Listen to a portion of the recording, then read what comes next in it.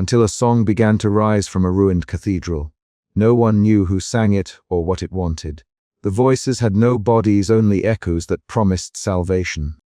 Each night, survivors gathered to listen, and each night, one of them vanished. Was the choir a miracle or a curse disguised as faith?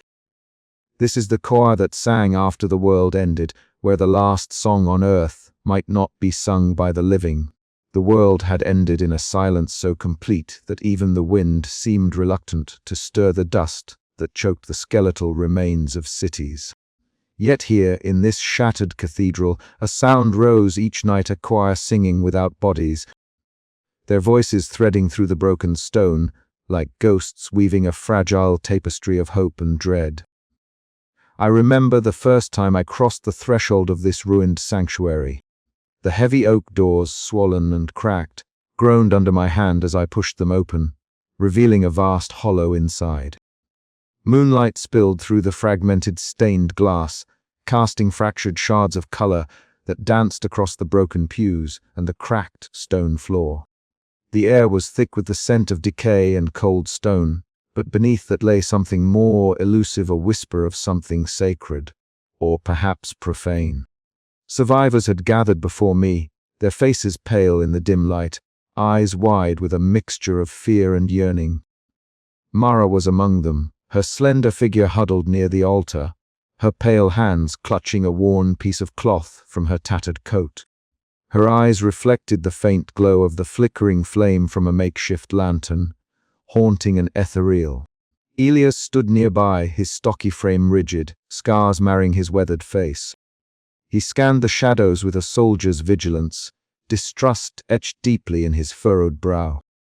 The first notes of the choir's hymn began not with a sound but a vibration, a subtle tremor that stirred the dust motes in the stagnant air. Then the voices emerged, a cascade of ethereal tones, harmonizing without a visible source.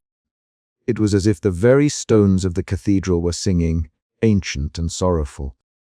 The melody was haunting, beautiful in its sorrow, a siren call that wrapped around our hearts and tugged at the fragile threads of hope we clung to. Mara closed her eyes and began to hum softly, her voice trembling as she joined the invisible chorus. Elias's eyes darkened with unease, his hands tightening into fists. He muttered something about illusions and dangers, but his words were swallowed by the swelling hymn. I stood amid them, feeling the weight of the cathedral's silence and its song pressing down on my soul. Questions churned beneath my ribs. Who or what was this choir? Were they angels of mercy or something far more sinister? The ruins around us whispered secrets I could not yet decipher, and the choir's melody seemed to hold both salvation and doom in its haunting embrace. As the last note faded, leaving a heavy silence that pressed against our chests, the survivors exchanged uncertain glances. The fragile hope that had drawn us together flickered, uncertain but undimmed. I felt it too, a tentative thread of something beyond despair, tangled with the sharp thorns of fear. That night, beneath the shattered vaults of a fallen world, I began to understand that this choir was more than a sound. It was a force, a living hymn that would shape our fate in ways none of us could yet imagine. And so, with wary steps and a heart full of questions, I took my place among the shadows, ready to listen and to learn what secrets the choir might sing to those brave enough to hear. Night after night, the shattered remnants of the cathedral echoed with a sound that was both otherworldly and comfortingly familiar. The choir's hymn drifted through the vaulted ruins, an ethereal cascade of voices that seemed to rise from the very stones beneath our feet. I sat among the survivors, our ragged forms huddled in broken pews, the flickering glow of scattered candles casting long shadows across our worn faces. Mara, slender and pale, sat close to the center, her haunting eyes closed as she softly sang along with the choir. Her voice, fragile but fervent, wove itself into the melody like a thread of hope stitched through the cold fabric of our fractured world. Nearby, Elias stood watch, his stocky frame tense, arms crossed over a scarred chest. His eyes never left Mara, a silent sentinel guarding faith from faltering into folly. The cathedral's broken, stained glass filtered the moonlight, splintering it into shards of color that danced across the cracked stone floor. The choir's hymn wrapped around us, a sonic embrace that was at once soothing and unsettling. Each note seemed to pulse with a secret rhythm, resonating deep within our bones, stirring memories long buried beneath ash and ruin. I watched the small group as the music swelled, noting the way Mara's lips moved in quiet prayer, her faith a fragile beacon that drew others toward her warmth. Elias's skepticism was a counterweight, his pragmatism a shield against the alluring promises whispered by the unseen voices.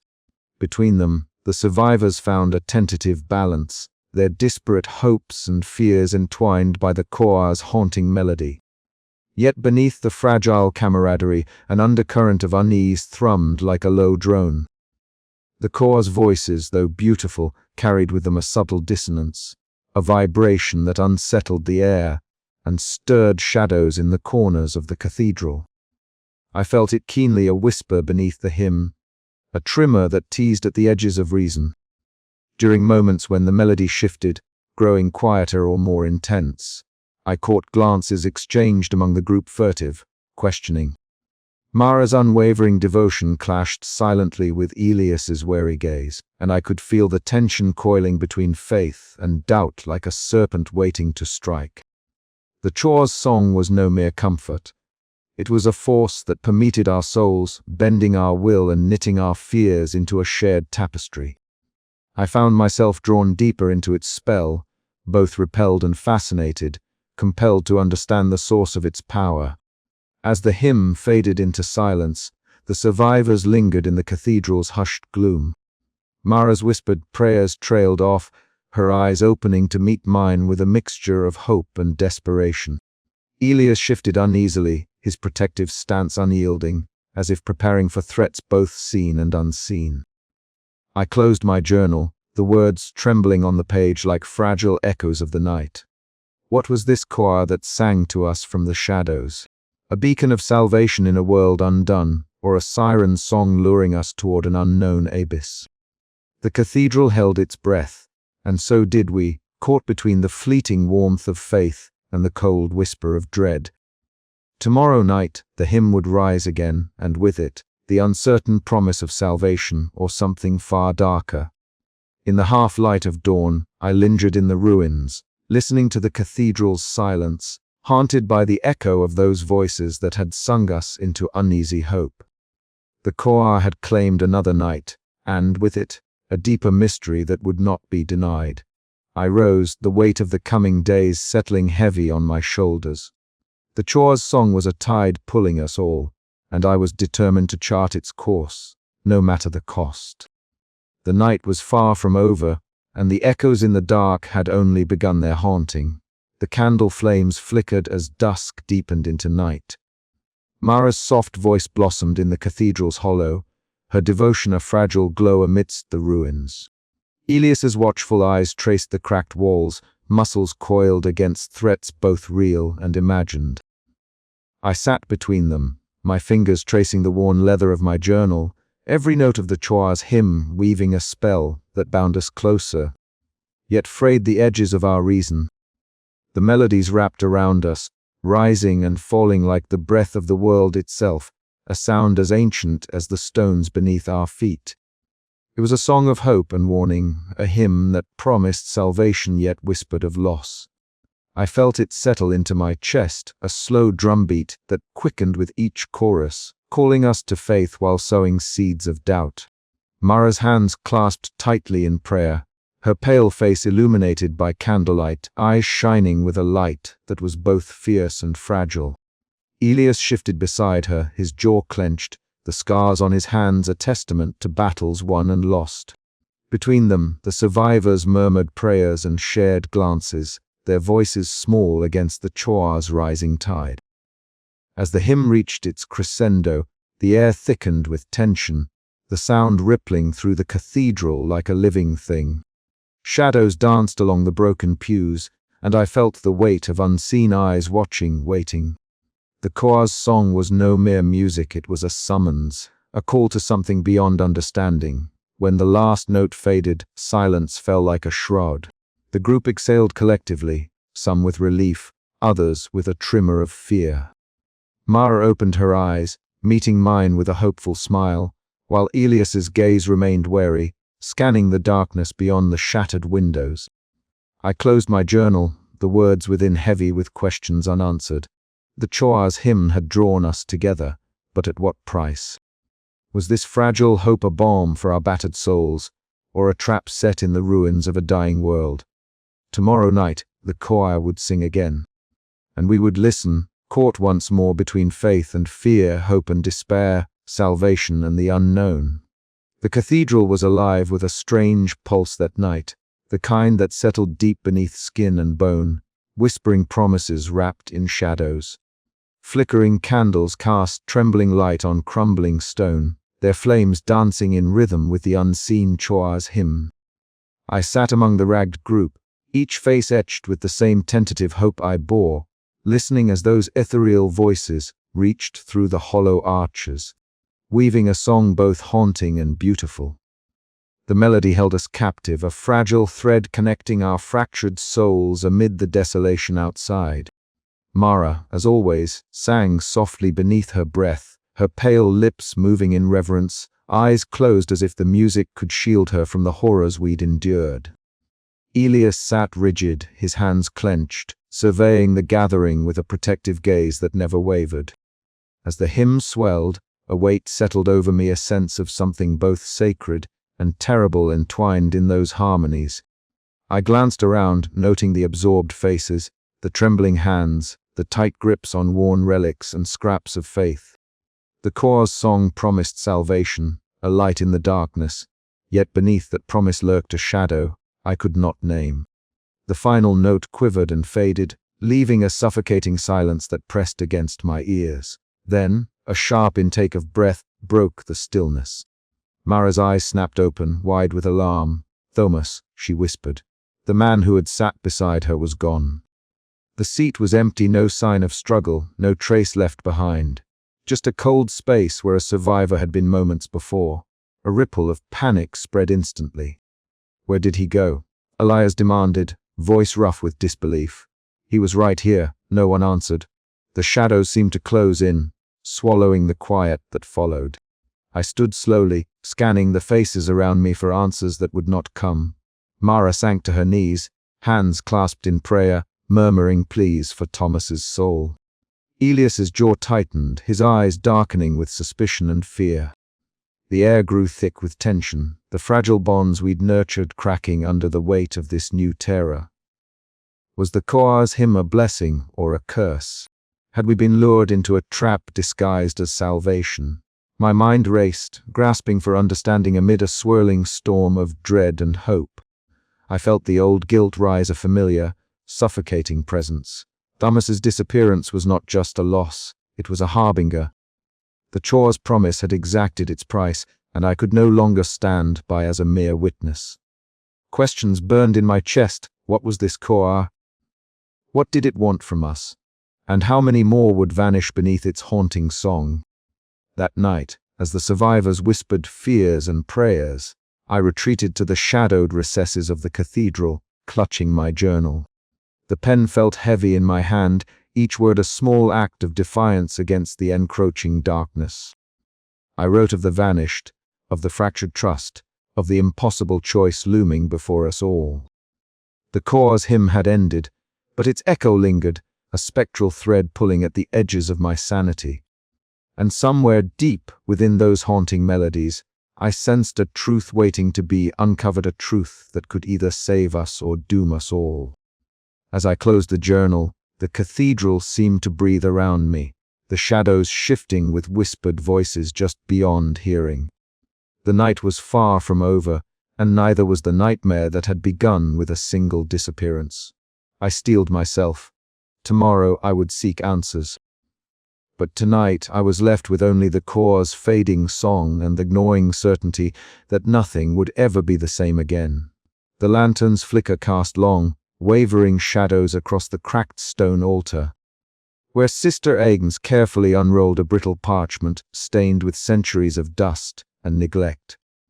The air inside the ruined cathedral was thick with damp and decay, yet the distant choirs haunting him seeped through the fractured walls. A spectral soundtrack to our gathering. I knelt beside her, heart pounding, eyes fixed on the faded symbols that danced faintly in the lantern's trembling light. "These are fragments," Sister Agnes whispered, her voice brittle yet urgent. "Written before the fall, before the world shattered. They speak of the choir of voices not meant for mortal ears, and of salvation that demands a price." Her trembling finger traced the arcane script, each mark a riddle etched by hands long gone. The cathedral around us seemed to breathe with a memory of its own, the stones humming faintly beneath our feet. I swallowed hard, torn between the desire to understand and the dread of what understanding might bring.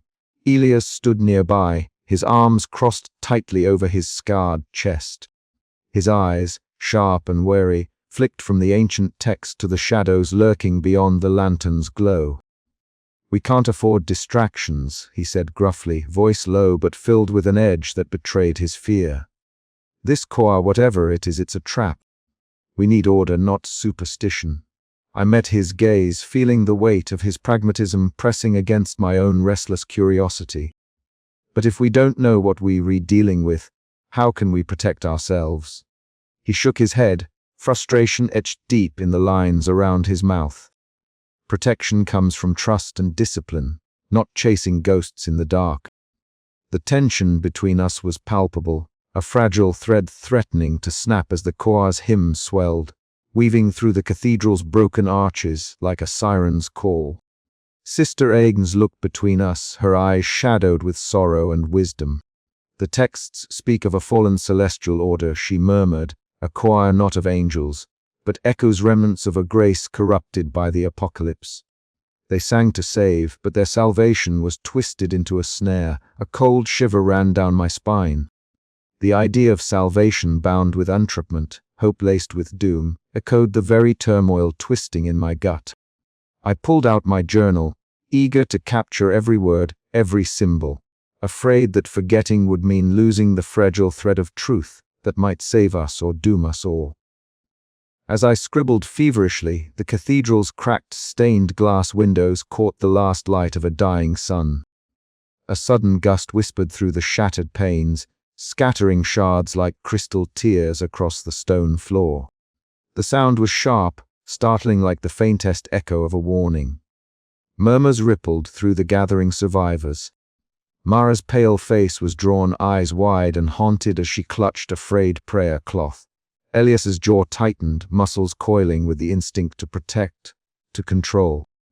The choir's melody swelled once more, a tapestry of voices both beautiful and terrible, threading through the ancient stones and into our souls.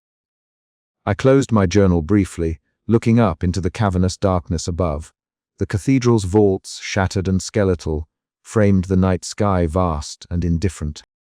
The choir, I realized, was a reflection of this world's ruin, a fractured promise, a whisper of salvation that demanded faith as currency. "There are warnings," Sister Agnes continued, voice breaking with emotion. "Prophecies incomplete, but clear enough. The choir's hymn calls to those lost in despair, offering peace in exchange for their essence.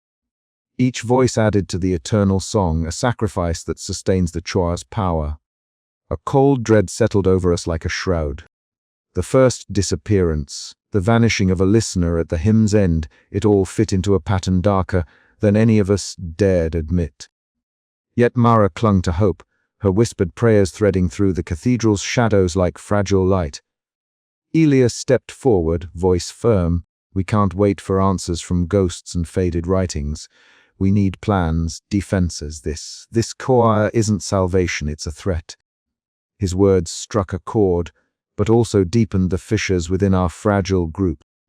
I felt the weight of leadership pressing down, the impossible task of holding this fractured family together amid shadows and suspicion.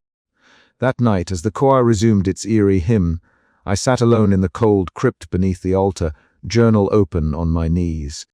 The ancient texts whispered secrets between the lines, secrets that might unravel the choir's enigma or bind us forever to its haunting melody. Outside, the wind howled through the cathedral's broken spires, carrying with it the faintest echo of the past, a choir of whispers, promises, and warnings. I closed my eyes, listening. Between hope and dread, faith and fear, the world held its breath, waiting for the next note. And as the final words of the hymn faded into silence, I felt the weight of unseen eyes upon us all, watching, waiting for faith's fragile thread to break. The night was far from over. The air inside the cathedral hung heavy, with the scent of dust and smoke, mingling with the faint, lingering notes of the choir's distant hymn. I sat near the cracked stone altar, fingers tracing the jagged edges of a shard of stained glass that had fallen months ago. The silence was broken by the sharp, urgent footsteps echoing through the nave. Jonas appeared at the threshold, his breath ragged, clothes torn and muddied from his recent journey. Clutched tightly in his hand was a rough parchment, crudely sketched with symbols and strange lines that I had never seen before. His eyes wide with a mixture of exhaustion and something else, hope locked onto mine. "I found something," he said, voice low but steady. The others gathered swiftly, drawn as always to any flicker of news from beyond our stone sanctuary. Mara's pale face lit with a fragile light, while Elias's brow furrowed deeper, the scars on his hands tightening as he crossed his arms. Jonas's tale unfolded like a whispered secret.